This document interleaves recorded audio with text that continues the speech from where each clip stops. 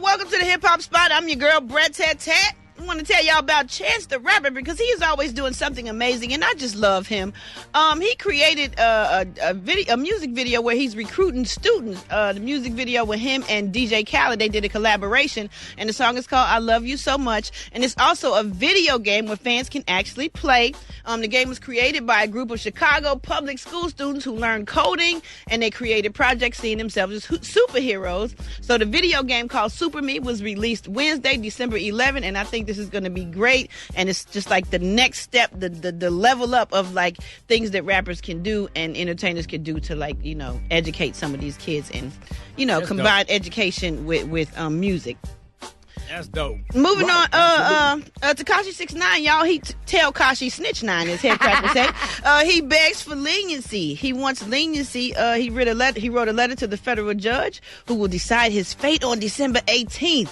And the letter said that he is becoming more and more overwhelmed with emotions as the sentencing date approaches. Well, that's what usually happens because you start getting more and more scared of what's going to happen with your life. And he writes, there is no excuse, no justification, and no apology good enough in this world to explain my crimes. Whew. Wow. Yeah, you get scared when it get toward that sentencing date. How much time is he facing, Brat? Girl, I don't even know, but facing any time is scared, okay? Right? I don't care if it's 2 days, 2 years, 10 years, it's all scary because if the judge don't like you, it's over.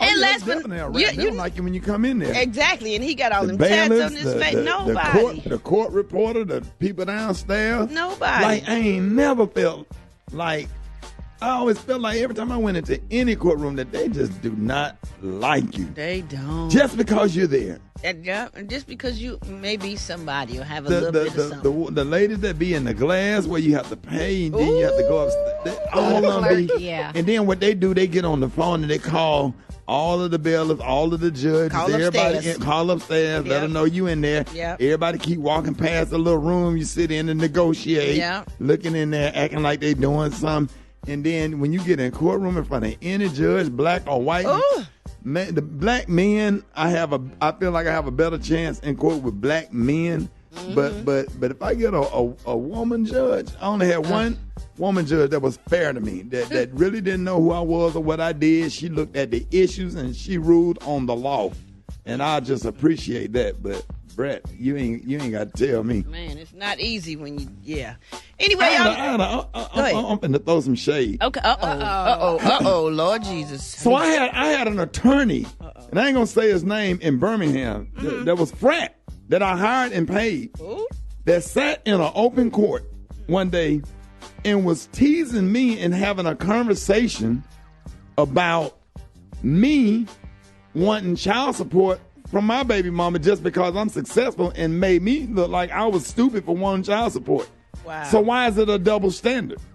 Because when she had custody, I paid her child support. Absolutely. Right. So now that he lived with me, but just because I was on BET and I had a TV show and I had a lawyer to come back and explain to me and call me on the phone, and he don't care. Glennon, he said, hey, man, he said, your attorney sitting in an open court making jokes and making light of the fact that you're asking for child support.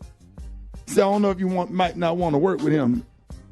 I said it. Wow. And I said it because he did it. Now, we ain't making that up. I had about 3 people call me that was sitting in that court like, man, your own attorney that you paid sat in an open court and was teasing, doing a break about you taking your son's mother to court for child support. Like, something wrong with that, and it don't matter how much I make, she should be responsible for taking care of her son as well. Absolutely. You know what I'm saying? Wow. So why is it a double standard? Such a double standard, especially when it comes to custody and kids and stuff like that. Mm-hmm. So I hadn't spoke to him since. Did you still pay him? Oh, yeah, I had already paid him. Oh. You know what I'm saying? I pay my bills or whatever, just never spoke to him But again. that just wasn't nice at all. And he was supposed to be there representing Oh, yeah, then, you. you would never be able to have a conversation with him about it because he's real arrogant. Ooh. And he like to over-talk. You know how them people over-talk when they wrong? I hate that. So they try to disguise and make you seem like you messed up by over-talking you and not letting you get a word in. Yes. Yeah, he one of those type of people. So I just let it go ahead and talk to him in about 13, 14 years. Wow. Or whatever. You know what I'm saying? It is what it is. It's the holiday season. You want to make up with them? And we chapter bros. You want to make up? It's the holiday season. Look at the cues. Yeah, use some D, dog. Use some D. Dog, you don't need to be talking about that. It happened. Tell him to use some discretion. He did it. Right. Then a camp of another fraternity had to come and put me up on game. I always wanted to talk about that. Well, I'm glad you got it out your system. You know what I'm saying? I got most stuff. I got a lot of garbage. I tell you, I went through some garbage. But that's the longest radio break ever. Yeah, praise break up next.